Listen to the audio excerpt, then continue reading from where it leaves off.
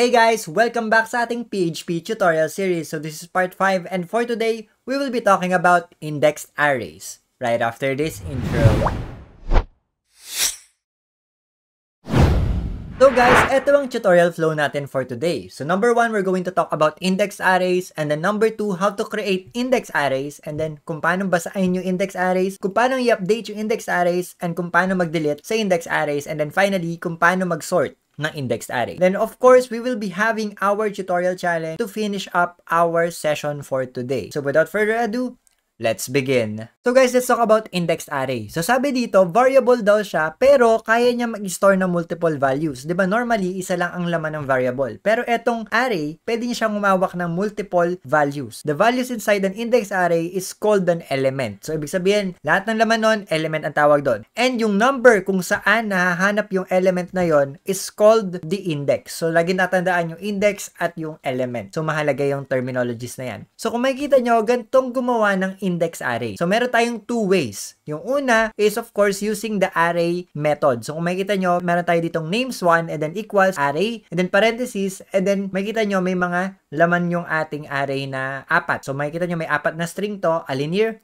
David, Jmar, and then Maye. Or we can use the square brackets. So either way, it's the same. So kung makikita nyo square brackets, Alinir, David, Jmar, and then Maye. So ang gagamitin ko kadalasan ay itong square brackets kasi mas maikli siya kasi ito kailangan nyo pang i-type yung array. Wala namang problema kung ano yung gagamitin nyo dyan sa dalawa na yan. Ngayon guys, etong array na to, it can actually store different data types. So pwedeng mix. No? So kung makikita nyo, meron tayo dito, array of names, Alinir, David, Jmar, Maye. Meron din tayong array of integers, 184384. So makikita nyo puro number. Ito naman array of floats. So puro decimal. Then ito naman mixed data types. Pwedeng halo-halo din. May string, may number, may boolean, patas meron pang decimal dito kung makikita nyo. And then pwede ding may empty array, yung walang laman. So you can create any array with different data types. With that guys, itry muna natin sa VS Code gumawa ng ating sariling array. Let's go. Okay, so welcome back sa ating VS Code. So make sure na nakabukas na yung sump nyo, nakastart na yung Apache, and then binuksan nyo na dapat yung inyong project na ginawa. And then dito sa aking left side, nandito yung aking PHP file. So gawa tayo ng sarili nating array. So gawa tayo nung dalawang array na names. So papangalan ko dito names1 kasi gusto natin gamitin yung both methods. So kung makita nyo, names1 is equals to array and then parentheses. And then dito ko ilalagay ngayon yung aking mga values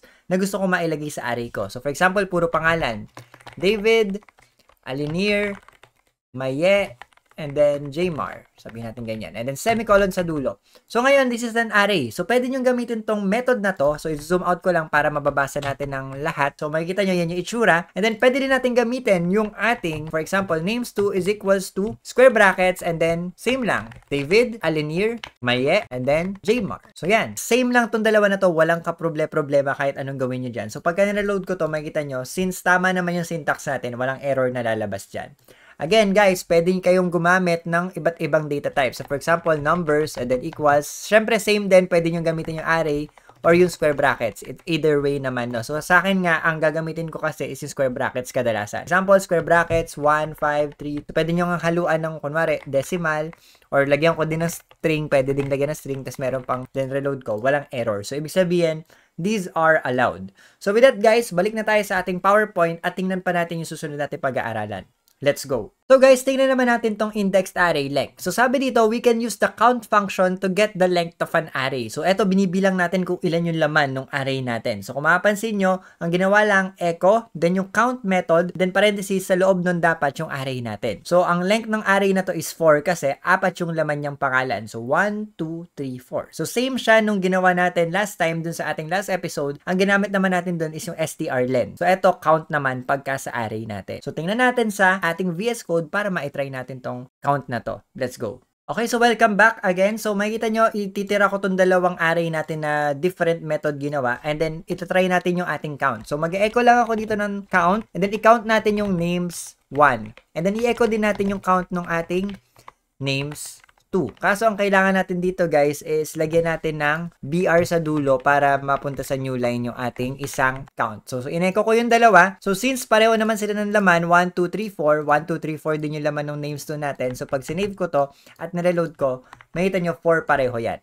So bawasan natin yung names 2. Gawin nating dalawa na lang yung laman. Sabihin natin si David tsaka Alinir na yung laman nito. Save ko. Kung makikita nyo guys, si count names 2, pagka sinave ko to at nireload, magiging 2 na lang yan. So, ibig sabihin, yung count natin, binibilang lang kung ilan yung laman ng array natin. So, gumagana siya, of course, sa both ways ng paggawa ng array din natin. So, balik na ulit tayo sa PowerPoint at pag-aralan yung susunod natin pag-aaralan. Okay, so now let's talk about the indexed array structure. So, kung makikita nyo, meron tayong names dito na may 4 na laman, Alinir, David, Jmar, and Maye.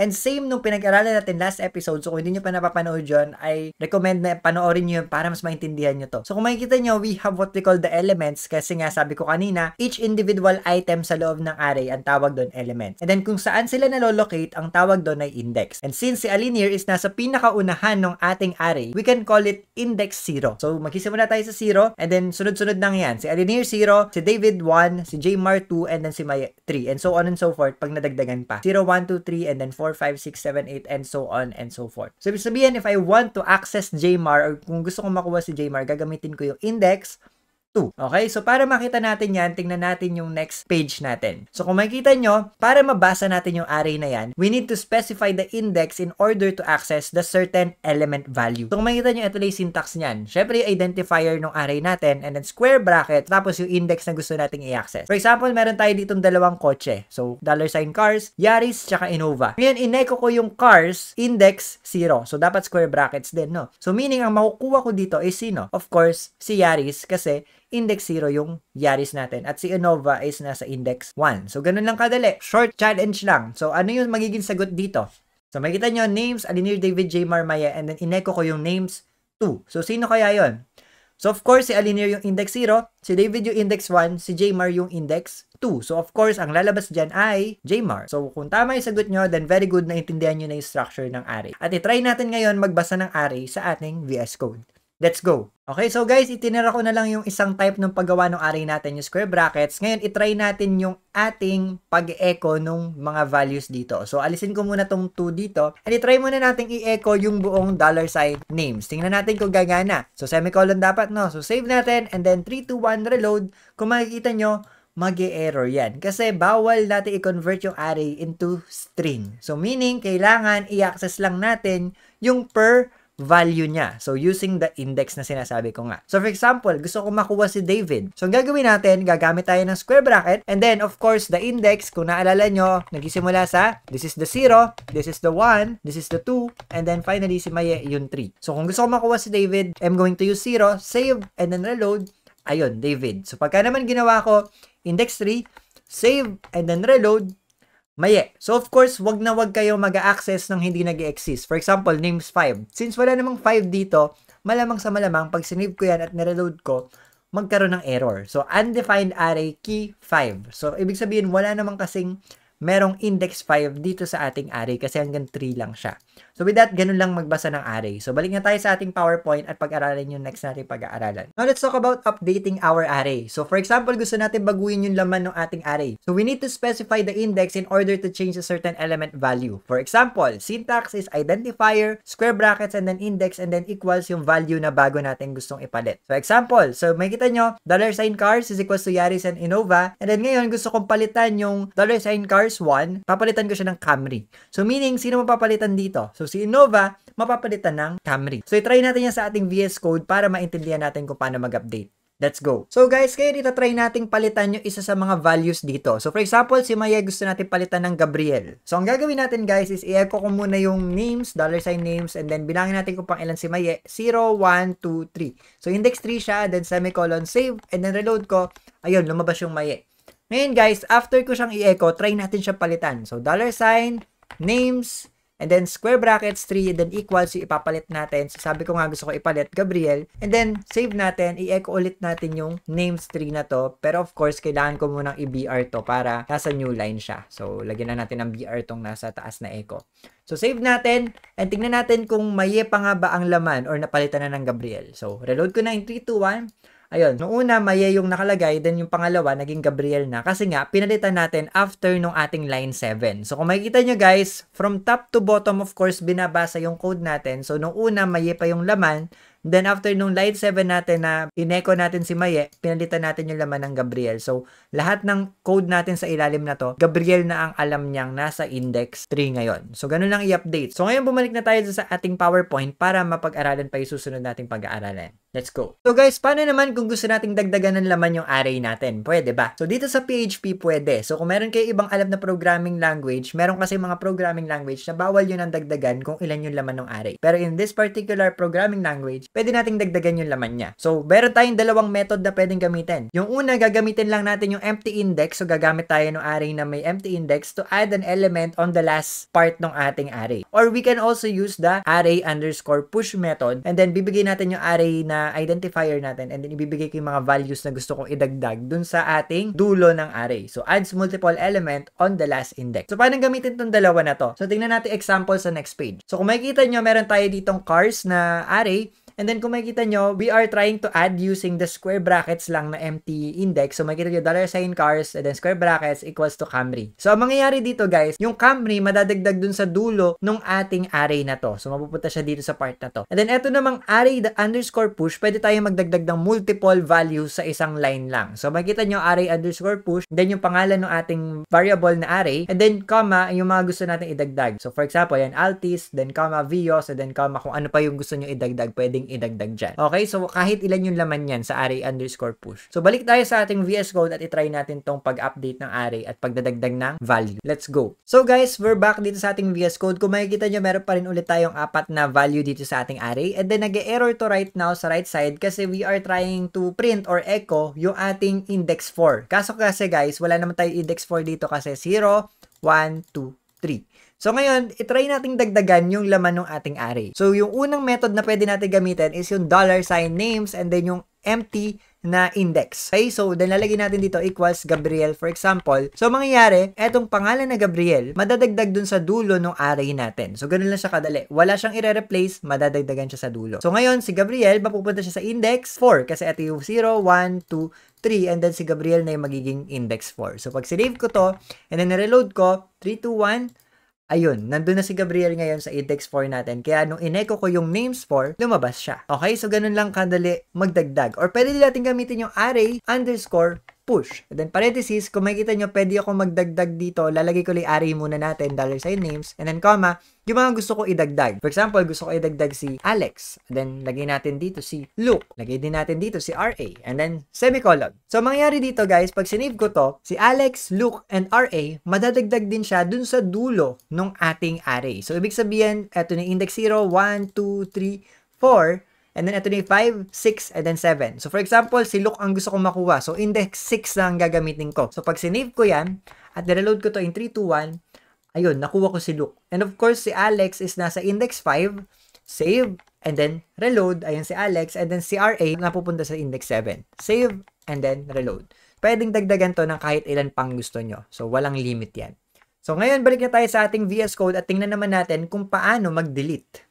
Let's go. So guys, dito naman tayo sa deletion of array. So makikita niyo dito, there are many ways to delete an element on the array. So meron tayong 4. Meron tayong array splice, unset, array pop, tsaka array shift. So ano ginagawa ng 4 na to? Iisa-isahin natin yan. Simulan muna natin sa splice. So sabi dito, dinidelete lang niya yung part ng array natin by index and count. So paano nangyayari yon? So bibigay kay array na gusto kong i-delete and then mag-specify ako ng starting index and then kung ilan yung i-delete ko after nung starting index na yon. So mamaya makikita nyo kung paano ginagawa yan. Next, yung unset. So, yung next naman is, dinidelete lang niya yung mga specified na element or elements natin. So, pwede kong lagyan ng multiple parameters to. So, lalagay ko dito, unset, and then parenthesis, and then yung array index na gusto kong ma-delete. And then, pwede nyo lagyan ng comma yan, and then dagdagan pa ng marami. And then, yung pop naman, ang ginagawa nito, dinidelete lang niya yung huling element dun sa array natin. And of course, yung shift naman, dinidelete naman niya yung unang element dun sa array natin. So, different deletion methods for different purposes. So, paano siyang ginagamit? Tingnan natin sa ating example dito. So, kung makikita nyo, meron akong array na names and then we can delete using splice. So, paano gumagana to? So, kung makikita nyo, array_splice and then yung pangalan ng variable natin na may array and then makikita nyo yung start index and then kung ilan yung gusto ko i-delete from the start index. So, meaning neto, start index 1, so ibig sabihin si Alinir, at i-delete ko is isa lang din. So, malamang, ang madidelete lang natin is si Alinir, wala nang iba. So, madidelete si Alinir and then ang matitira na lang is si David, si Jmar, tsaka si Maye. Ganun siya. Ngayon, itong pangalawa, delete using unset. So, ang ginagawa naman nito is delete lang niya yung specified na element natin natin. So, nakalagay dito is $names2, meaning si David, Alinir, Jmar, so 0, 1, 2. Ang matatanggal is si Jmar kasi yun yung nakalagay dito. Then, next is yung pop. So, sabi dito sa pop, yung pinakahuling element. So, syempre, ang madidelete is si Maye. And then, ito namang shift, yung pinakaunang element naman. So, ang madidelete dito is si David. So, ganun lang kadali. So, itry natin to sa VS Code para mas maintindihan natin. Let's go. Okay guys, so itry natin lahat ng deletion method na nakita natin. So, simulan muna natin dun sa splice. So, for example, gusto ko i-delete si Alinir hanggang kay Jmar. So, ang matitira na lang is si David tsaka si Maye. So, try natin yon. So, gagawin ko, tatawagin ko yung array underscore splice. And then, ibibigay ko yung array na gusto kong pagdilitan. So, ibibigay ko yung $names. And then, ibibigay ko yung starting index natin. So, index 1. So, gusto ko magsimula kay Alinir yung pagdidelete. And then, ang gusto ko i-delete is yung hanggang kay Jmar. So, ang mangyayari, 1, 2. So, dalawa yung gusto ko i-delete. So, mawawala tong dalawa na to. Ang matitira na lang is si Maye tsaka si David. So, meaning, pagka in-echo ko yung ating $names1, hindi na si Alinir yung ating nasa index 1, kundi sino na? Si Maye na kasi wala nang matitira dito sa dalawa. So, David, index 0, si Maye, index 1. So, pag sinave ko at nireload ko, ayun, nakuha ko si Maye kasi nga, natanggal natin si Alinir tsaka si Jmar.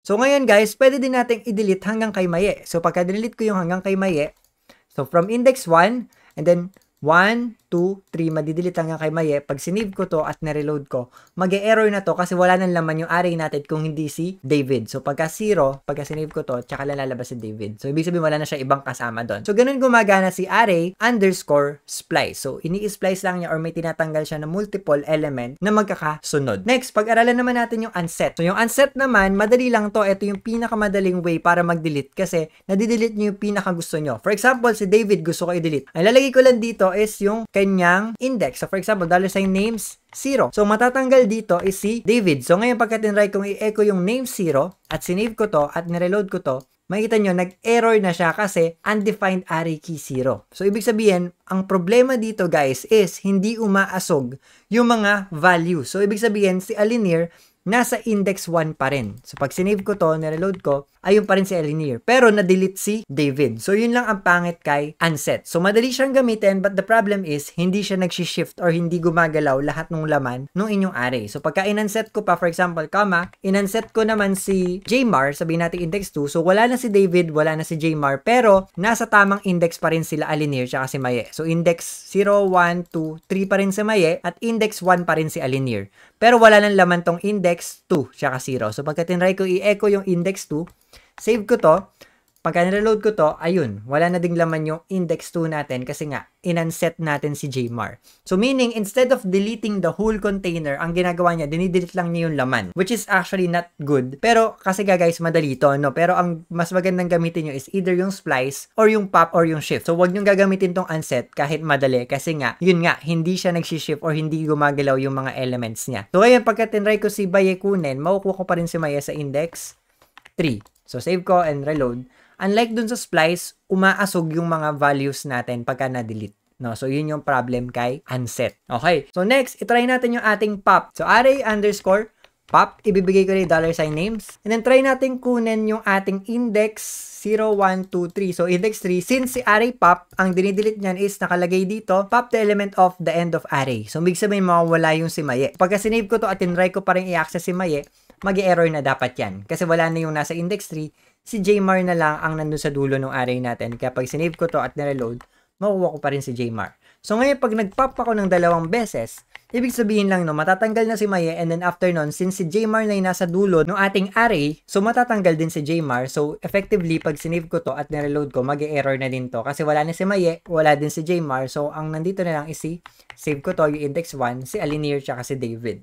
So, ganun siya. So, pagka nag-pop pa ako na nag-pop dyan, mauubos yung laman ng array natin. So, ganun si pop. And then, syempre, kabaligtaran naman yung array underscore shift. Pag nilagay ko dito, array underscore shift at ibinigay ko yung names dito, ang matatanggal naman yan ay si David. So, pagka tinry kong i-access si index 0 at sinave ko to, pag nireload ko to, makikita nyo, ang nakukuha ko na, nireload ko na guys Alinir na yung nakukuha ko kasi wala na si David sa index 0. Kasi ang nangyari dyan, natanggal, sino na yung bagong index 0? Si Alinir.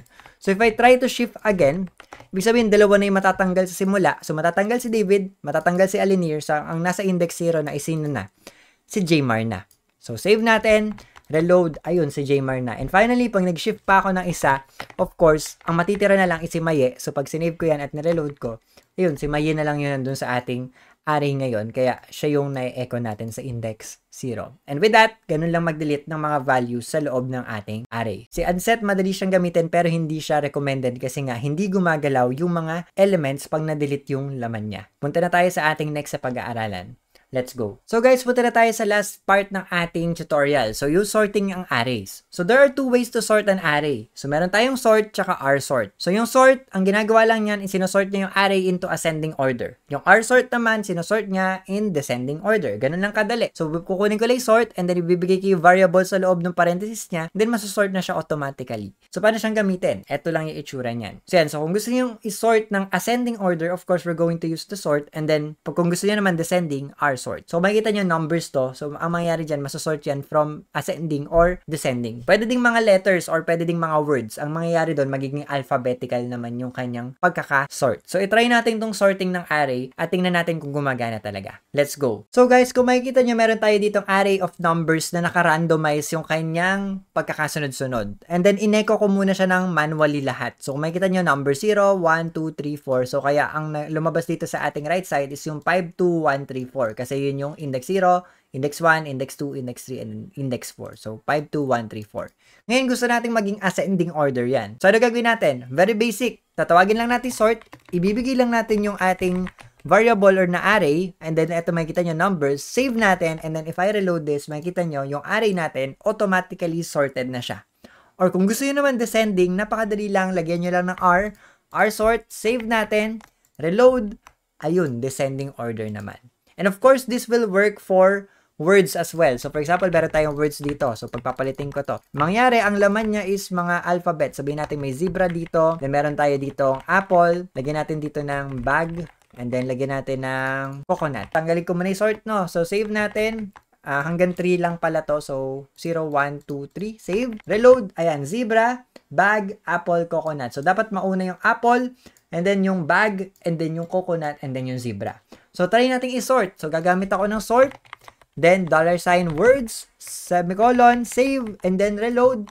Ayun, nauna yung apple, and then yung bag, and then yung coconut, and then yung zebra. Naging alphabetize siya. So, ngayon guys, pwede natin gamitin yung rsort kung gusto nyo naman kabaligtaran ng pagiging alphabetical. Mauuna yung zebra, of course. Pag sinave ko to at nireload ko, ayun, zebra naman yung nauna, and then coconut, bag, and then yung apple yung nasa dulo kasi yun yung letter A. And with that, ganun lang kadali mag-sort ng array natin dito sa PHP. So ngayon guys, pumunta na tayo sa ating tutorial challenge at gawin yung ating task. Let's go. So guys, ito ang tutorial challenge natin for today. So sabi dito, try to do this challenge using the things you've learned dito sa ating tutorial. So sabi dito, gamit daw tayo ng tatlong array. Meaning gagawa tayo ng first name na array, last name na array, at yung age na array. And gamitin daw natin yung each index doon as a data for a person. So meaning yung kada index dapat sa isang tao lang nagbe-belong yung information. For example, first name niya, last name niya, tsaka yung age niya dapat nasa index 0. And then yung kabila naman index 1. Access and output one of the data by using a variable for the index. So, meaning na to, for example guys, meron ako variable index na 0, dapat mag-output yung first name, yung last name, at yung age nung taong nasa index 0. And then, pagka nilagay ko naman index 5, so dapat lumabas yung nasa index 5 na tao. So, meaning na magkakagrupo dapat yung index nung ating first name, last name, tsaka age. So, itry nyo yan ngayon guys, i-post nyo yung video at pumunta na kayo sa VS Code at itry nyo, then I'll be back after a while.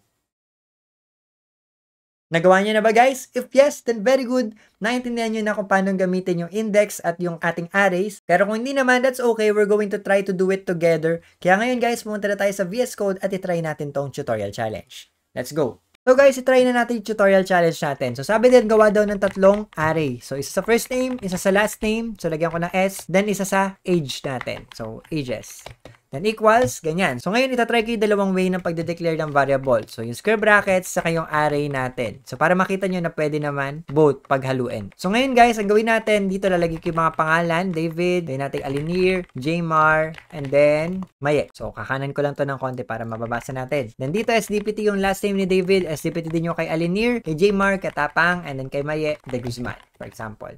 Then yung array na to, sabihin natin 29 si David, 32 si Alinir, 24 si Jmar, and then si Maya is 34. Ayan, sabihin natin ganyan. Save natin. So, ngayon, ito yung kanilang mga data. So, index 0, David SDPT, then 29 years old. So, gagawa ko dito ngayon ng variable for our index. Sabihin natin index 2. So, makukuha ko dito is 0, 1, 2. So, dapat makuha ko si Jmar Katapang, 24 years old. So, ngayon, i-display ko na lang yon. So, syempre, gagamit ako ng echo. Sabihin natin may age 4 dito. And then, ilalagay ko dito ngayon yung ating first names, and then square brackets, and then yung index niya. Siyempre, kung ano yung index na nakalagay dito, yun yung lalabas. Yung semicolon. So, pag sinave ko to at nireload ko, ayun, Jmar. So, dadagdag din natin yung last name niya. So, dito na lang sa tabi, lagyan natin ng space, and then, $sign, last names, and then square brackets, and then index din. Save. Then, pagka nireload ko, yun, Jmar Katapang. So, nakuha ko yung first name tsaka last name niya. And then, mag-echo pa tayo ng isa. Sabihin natin na age 5 naman. Ayan, age 5 na closing. And then, semicolon. Then, dito naman yung kanyang age naman. So, $sign index din. Para makuha natin yung magkakapartner na data. And then, lalagay ko lang dito age, tas tutuldok para alam ko kung ano age ni Jmar. Kung ano mang index yung nakalagay dito. Pag sinave ko to at nireload ko, ayun. Jmar Katapang, age is 24 years old. And then, of course, pag pinalitan ko yung index na to, gawin natin index 0. Ang makukuha naman natin is David SDPT. Save. Reload, ayun, David SDPT, age 29. Gawin natin, index 3. So, si Maye naman yon. Save, reload, Maye de Guzman, age 34. And then, si Alinir naman. So, index 1. Alinir SDPT, 32 years old. Save, reload, Alinir SDPT, and then age 32. And with that, guys, yun lang yung tutorial challenge natin for today. So, gusto ko lang ituro sa inyo kung paano pagpaparisin ang ating mga data using the index. So, yun. So, makikita nyo, magkakapares yung nasa index 0, index 1, and so on and so forth. So, with that, guys, thank you for watching this video. I hope na marami kayo natutunan. So, if you have any questions, mag-comment kayo sa comment section. Yun lang. Thank you very much for watching this video. And as always, I will see you in the next video. Goodbye!